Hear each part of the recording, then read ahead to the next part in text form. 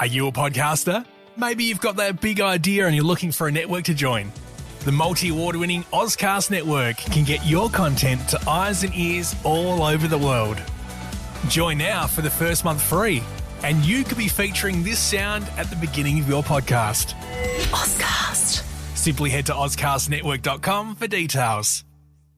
Connect with your potential customers wherever they are. Effective uses Comcast viewership data insights to combine advanced targeting capabilities with premium TV and streaming content, so you can deliver the best ad experiences to your audience no matter how they watch. Visit EFFECTV.com. Let's speak to Professor Robert English, who is the Deputy Director of the University of Southern California's School of International Relations. He's also an expert on the politics of Russia and a former Pentagon analyst. Professor, good morning. Good morning to you. And we're also joined by John Bruni, who's the founder and CEO of the think tank Sage International. John, good morning. Good morning, Dotun. Professor, first of all, did the UK, France and the United States have no other choice but to attack Syria as they have done tonight?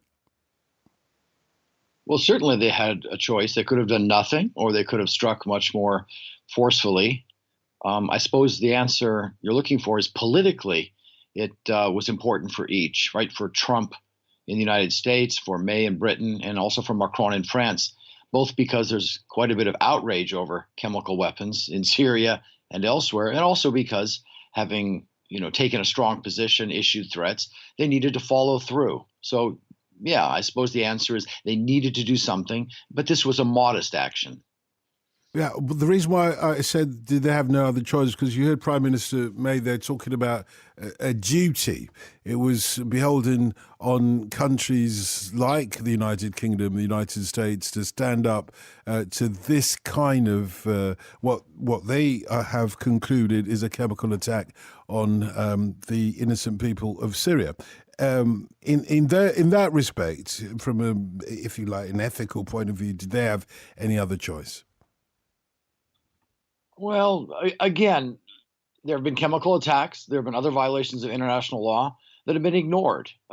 This is brutal, and to see the images of children choking on chlorine gas or some mix with nerve gas, even more horrific, stirs it stirs outrage, and it's hard to resist. But then people starve, people are murdered. I don't need to recount to you the numerous war crimes and horrific violations of international law and other norms that go on and go unpunished all the time. And if one was cynical, one would say, look at Yemen, look what, in this case, particularly American and maybe British and other Western European countries, weapons and support are going to in that country. So, of course, there'll be accusations of precisely this kind of double standard or selective justice. But it doesn't mean chemical weapons use isn't wrong. And it doesn't mean many of us, including myself, don't, full-throatedly endorse the arguments May pronounced just now. It's just sometimes we wish they were consistently applied. Yeah, John, the professor makes a point there that, despite the Prime Minister's suggestion that this isn't about regime change and the President's insistence that the United States isn't in Syria for the long term, but just concentrating on this one targeted night of airstrikes, it has consequences, doesn't it? Will they be able to contain the events of tonight to tonight, or will there be repercussions from this, not necessarily just within Syria, but elsewhere? Look, Dotun, firstly, let me say that I agree with whatever Professor English has just said. But more to the point, with regard to your questions, I think that Prime Minister May, in particular, has been put under a lot of pressure now because, as the story has unfolded, the use of chemical weapons have been used in Salisbury in England, and so, of course, we've got that to consider, as well as the ongoing normalization, it seems, of the use of chemical weapons in the Syrian battlefield. So when we talk about an ethical or moral duty to defend the international order from the use of this type of weapon, I think that there is certainly a strong case to be made for standing firm against the use of this kind of weapon. However, when we look at the nature of the strike and the limited scope of it, we can only say that, first and foremost, within the next 48 to 72 hours, we'll have a much better idea of the battle damage assessment that the strikes have actually put onto the forces of Bashar al-Assad. But having had the US president tweet in advance of the attack must have given Assad's forces, as well as Russian forces and Iranian forces, enough time to redeploy within Syria to stay out of harm's way themselves. And I would even go so far as to say that perhaps some precursor agents that may be within the hands of the Assad regime could have been buried, for instance, or relocated to a safer place, only to be used sometime down the track. If the question is, from here, where else do we go? Well, obviously, there is a possibility for follow-on attacks. But my problem with what has happened now is that it is so limited, and of course President Trump has already flagged the notion that he doesn't want to get drawn into the dramas that are unfolding within Syria, and he certainly doesn't want to have a confrontation with Russia. So what he'll be doing is he'll be, making it clear that this action is the kind of action that America feels comfortable pursuing at this point in time, and the broader morality of, Syria's use of chemical weapons will probably be lost, drowned out in all the noise of the sort of looking at the post-damage assessment over the next few days. Yeah? Professor English, how will Russia respond to this, do you think? Well, I can guarantee you that there'll be vitriolic denunciations accusing the U.S. and its allies of reckless unilateral action, of lawless international behavior. Those are words. I'm not sure there'll be any significant deeds. I'm not sure what can Russia do militarily? Strike at the U.S. forces, the 2,000 or so in Syria? Extremely unlikely. Some new wave of cyber activity? Don't forget, Russia didn't do anything in the cyber realm, right? That was independent actors. Pressures some other place? Unlikely. Look, in all seriousness, this has gone far enough for Vladimir Putin. I don't think he wanted this. He's probably as furious at Assad as anybody. He's isolated under sanctions, threat of even greater sanctions, international shame. He's got the World Cup coming. He's got to worry about a boycott. No, he didn't need this at all. And he's probably angry as hell at Assad or whichever generals took this action. And they'll have to, of course, rhetorically stand up, criticize. And we've already seen that, whether it's the ambassador in Washington, D.C., Russian parliamentarians. After all, it's almost midday over there, and they've been speaking out pretty angrily. We've heard some of the more extreme deputies even speaking about a nuclear response. But we've also seen more than before moderate parliamentary deputies and public figures expressing concern that this not escalate, and a little more balanced response. And so it suggests that public opinion, this is not Crimea, right? This is not an international adventure that all Russians agree is appropriate, defense of Russian national interests. This is starting to cost Russia a great deal.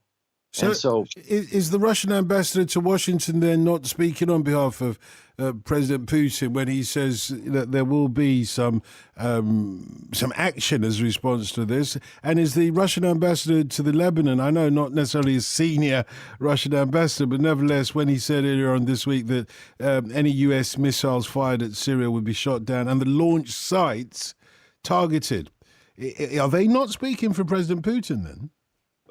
No, they weren't. I mean, they were in sort of broad spirit of bluster and threats, but promising a specific response that now Putin somehow must follow through on, no.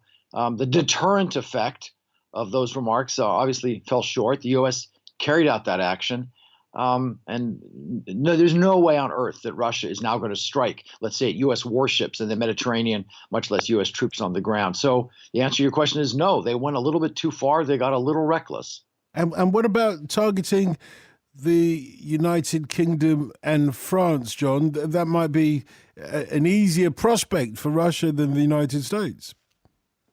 Well, yes, it might very well do, but unfortunately, the United States, France, and the United States, France, and the United Kingdom have a very close working relationship, and being able to sort of individually target one of the coalition partners and separating the kind of damage only to one particular partner is going to be very difficult.